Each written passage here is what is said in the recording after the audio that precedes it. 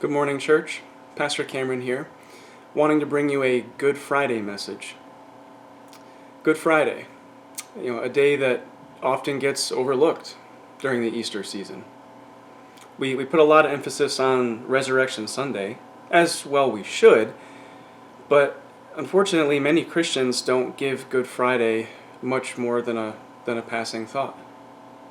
I wanted to bring you another video today because I want all of you to be casting your mind to Calvary today. Calvary, where Jesus bled and died for his bride, the church. Right off the bat, the weather is starting to break a little bit. I mean, except for today, it's kind of just snow on the ground actually. But in general, the weather's starting to break, which means my allergies start to flare up, and so I'm probably going to have to clear my throat a lot. I apologize. It's just one of the things that I have to deal with every single spring.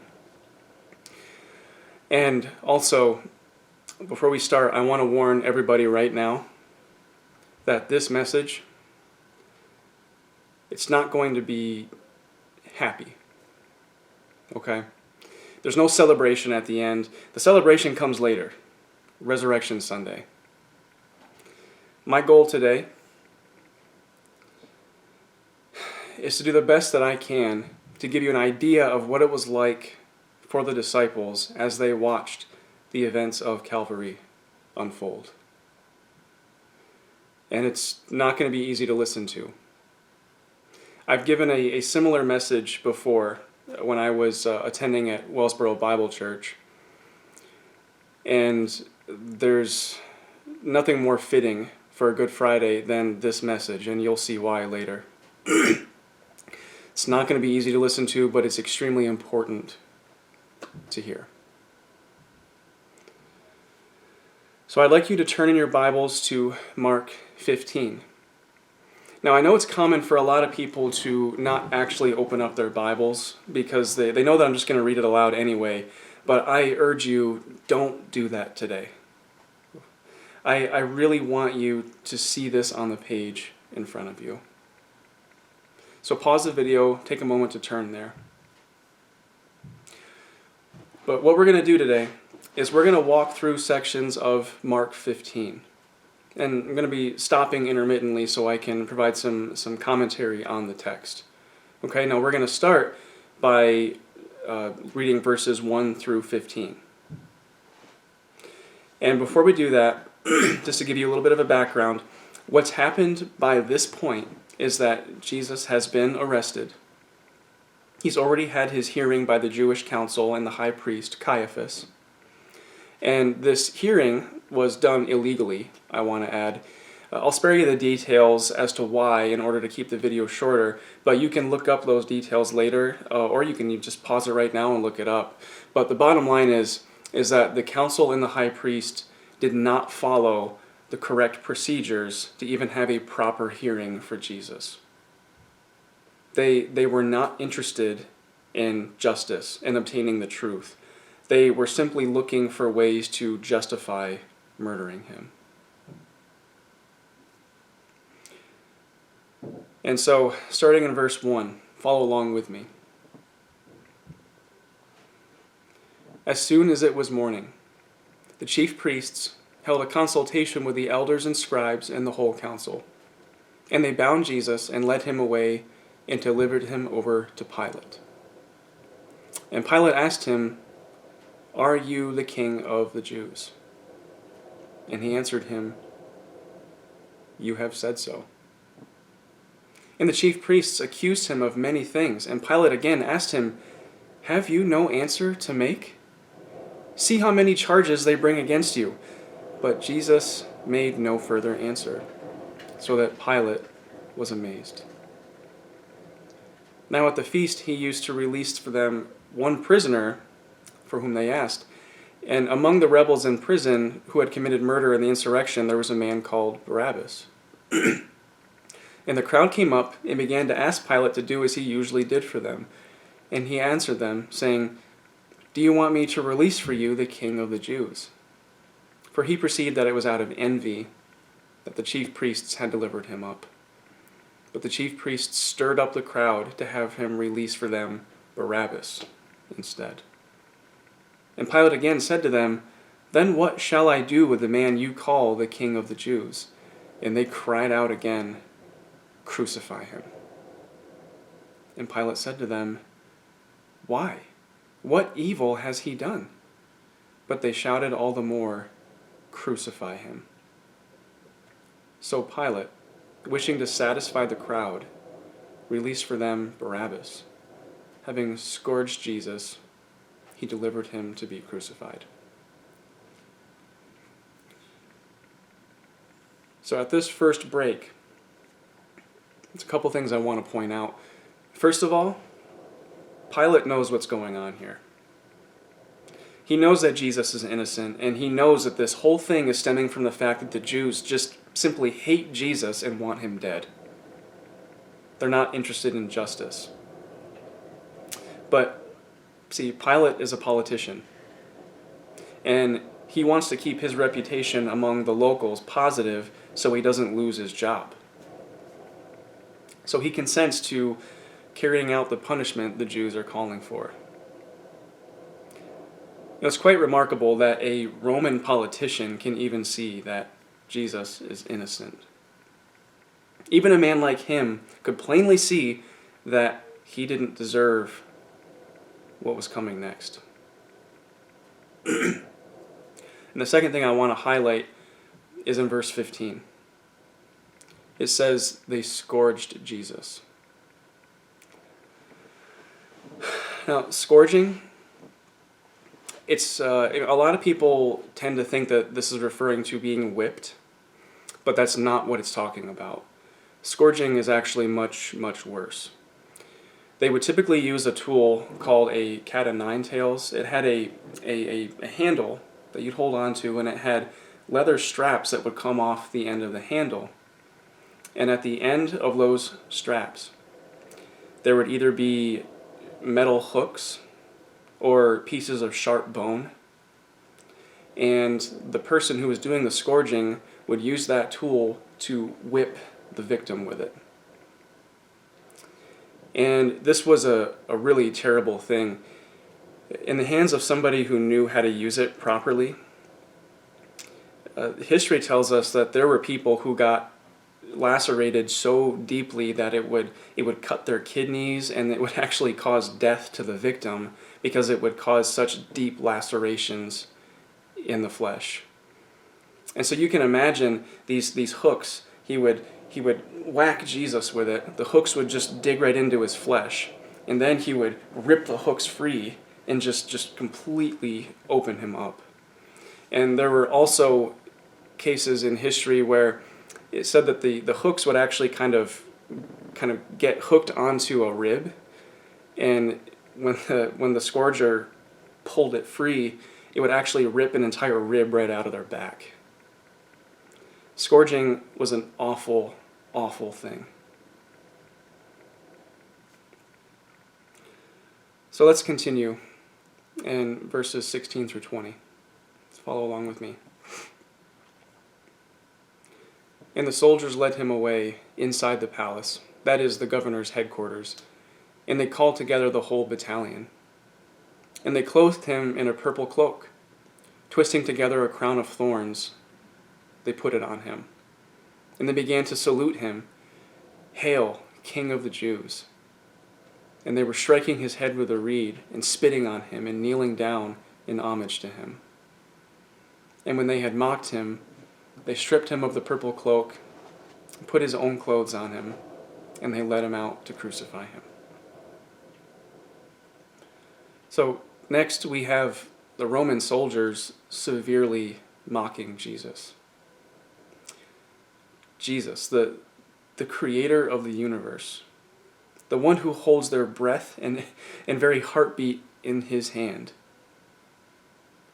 They're mocking him by giving him a purple cloak and a crown of twisted thorns shoved onto his scalp, spitting on him, beating him with reeds, and sarcastically bowing before him.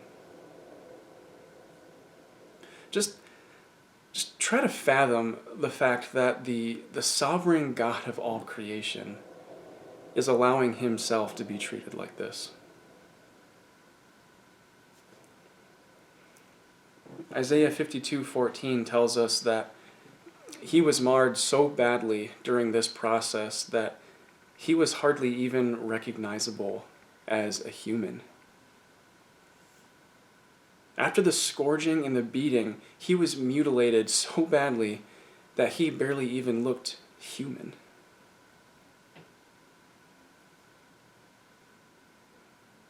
Let's continue in verses 21 through 32.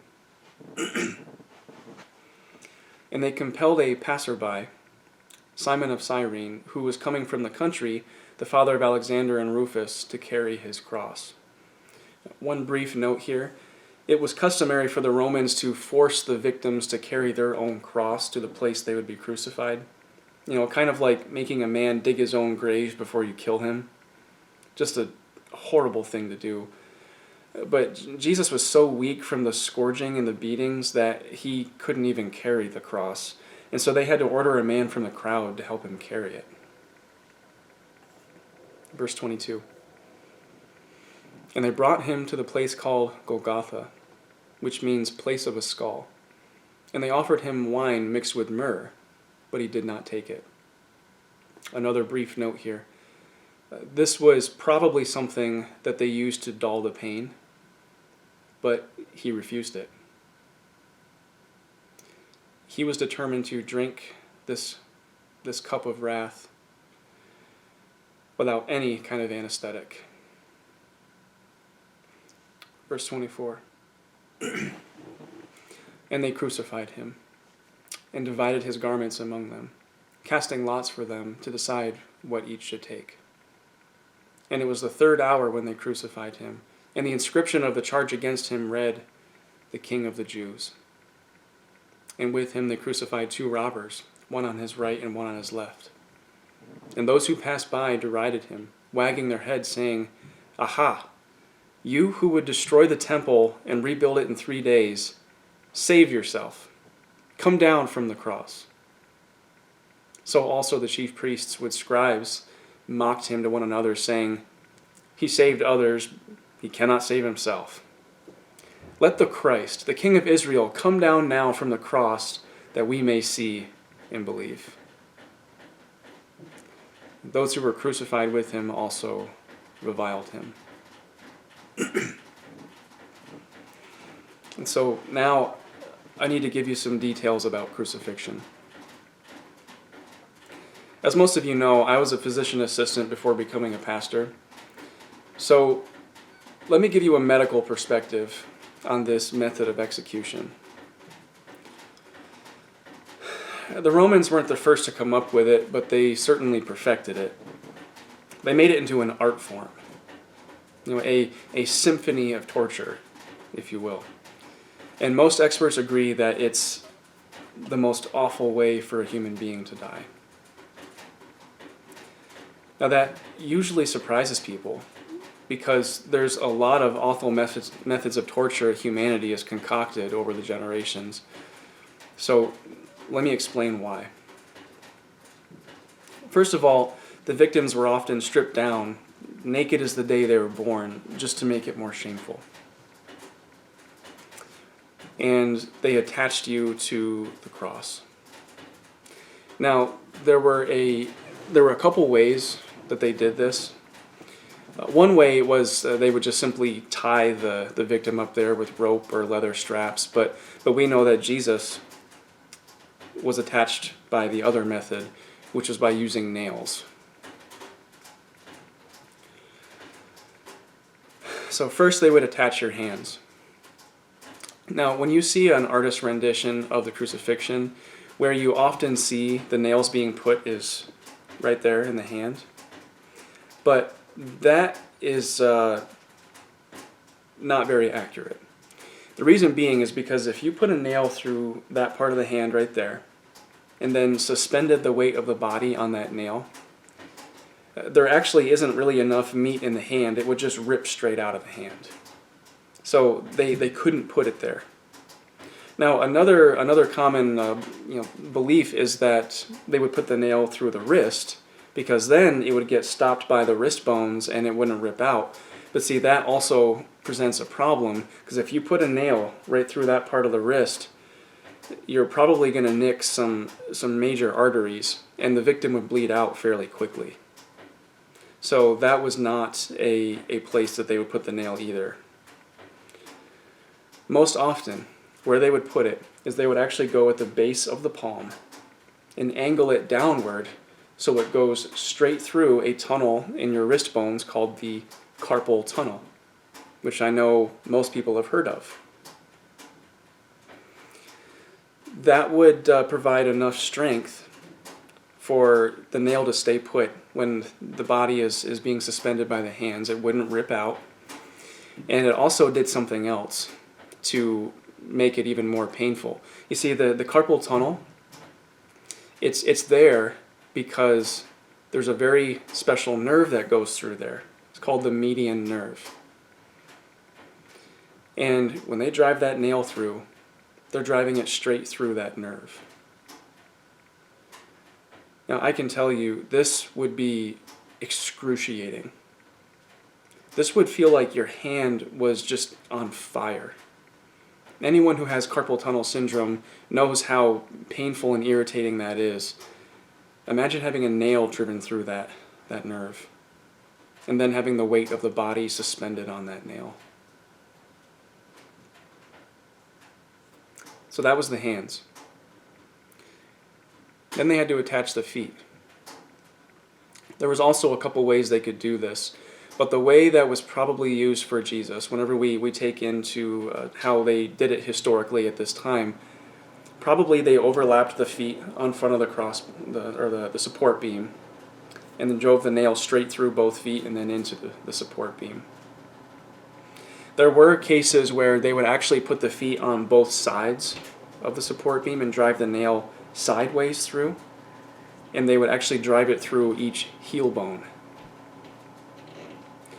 But we can be pretty confident this is not what they did with Jesus, because we also know that he didn't have a single bone that was broken during this whole process.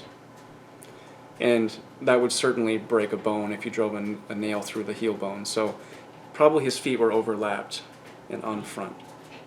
Okay. Now there was a very specific purpose about why they did this. I'll get to that later. But these things in and of themselves, having your hands and feet nailed to the cross, are terrible, but we actually haven't even gotten to the worst part yet. Just out of curiosity, do you know the cause of death from crucifixion? Some people might say blood loss. Actually, it's suffocation. You die because you can't breathe. The reason for this is that when the weight of the body is suspended on the arms like this, your respiratory muscles, the muscles that enable you to take those breaths in, they start to fatigue. And as time goes on, it gets harder and harder to breathe. And see, this is where the nail in the feet comes in. As you're suspended there, struggling for breath, the victim can actually stand up on that nail going through their feet, taking the weight off of their arms, giving them a few precious seconds of breathing before the sheer pain of putting your entire body weight on that nail through your feet gets too much, and then you fall back down and the weight goes back onto your hands. During a crucifixion, this cycle of putting your weight on your hands and your feet goes on and on and on. The weight's on your hands, you're gasping for breath, and so you stand up on that nail, and it's just excruciating, but you can get a few seconds of breath before it just becomes too much, and then you fall right back down. This process would typically last as long as 3 days. Yeah, that's right. I said 3 whole days of excruciating pain, being unable to sleep, hardly able to breathe, until the victim is eventually unable to lift himself up on his feet any longer because he's just so exhausted. And he finally suffocates and dies.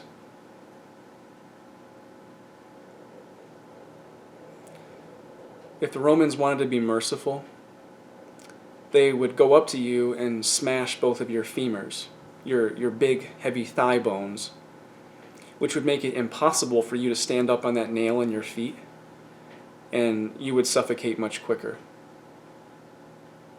So think about that for a second. During a crucifixion, smashing the large bones in both of the victim's legs was actually merciful. Crucifixion is horrifying. It's the kind of thing that would give you nightmares if you ever had to watch it.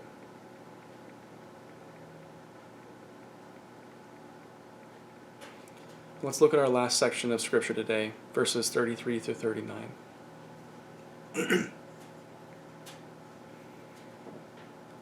And when the 6th hour had come, there was darkness over the whole land until the 9th hour. And at the 9th hour, Jesus cried with a loud voice, Eloi, Eloi, lema sabachthani, which means, my God, why have you forsaken me? And some of the bystanders hearing it said, Behold, he is calling Elijah. And someone ran and filled a sponge with sour wine and put it on a reed and gave it to him to drink, saying, Wait, let us see whether Elijah will come down to take him. And Jesus uttered a loud cry and breathed his last.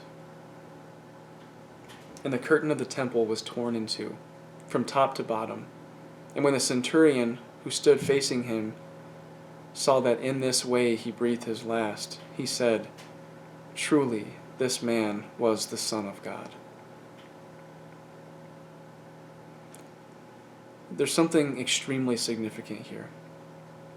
If you look at verse 34, my God, why have you forsaken me? Why did Jesus say that?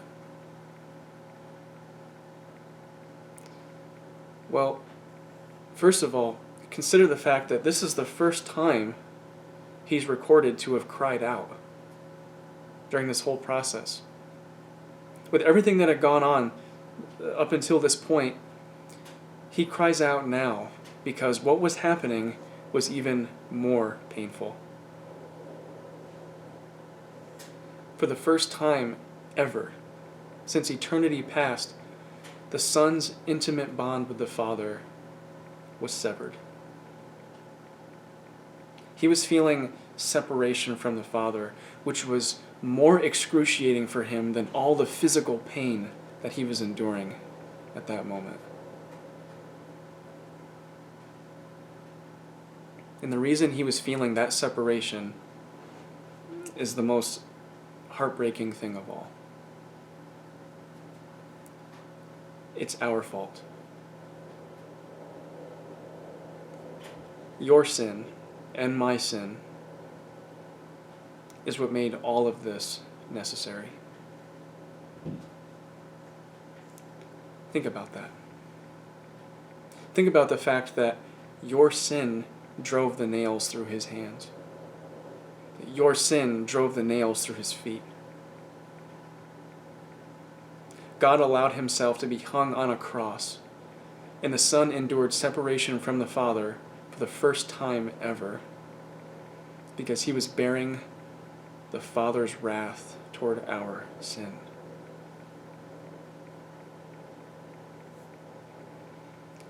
No man could ever force Jesus upon a cross. He did it willingly. And no man could ever take Jesus' life from him. He gave it up willingly. Even at a moment like this, Jesus was still completely in control. He did it willingly because he so dearly loves his bride, the church. And so he gave himself up for her. And although we don't really know for sure what this whole thing looked like, that moment he gave up his life, there was something really amazing happening there. The Roman centurion who was watching, who had undoubtedly seen countless people die on a cross before, he watched Jesus die and was amazed by what he saw. In verse 39, he says, "Truly, this man was the Son of God." This man is who he says he is.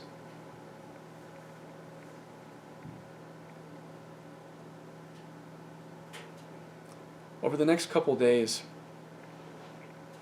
I want you to reread Mark 15, verses 1 through 39. Read it at least once a day, but the more the better. Try to imagine the confusion, the pain that the disciples of Christ were feeling at this moment. This man who was their teacher, their friend, and their God was just killed before their very eyes in a very brutal way. And they spent the next few days not knowing what to do.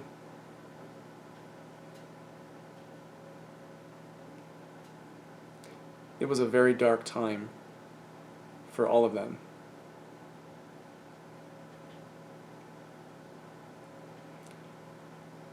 I want you to try to appreciate that feeling. Because in doing so, come Sunday, when we celebrate the glorious resurrection of the King of Kings who conquered death, it'll be that much more sweet. It'll help you get a little taste of the amazing joy that the disciples would have felt and the joy that we should feel as well. Because our Savior has conquered sin. And that is the proclamation to all creation that the work is indeed finished. The price is paid. The transaction has been met. We are free.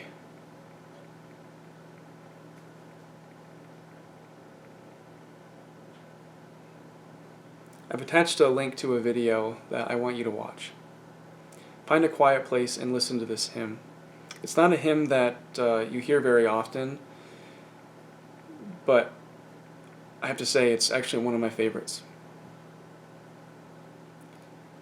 Find a quiet place, listen to it, meditate on the lyrics. Think about what God did for you on that cross.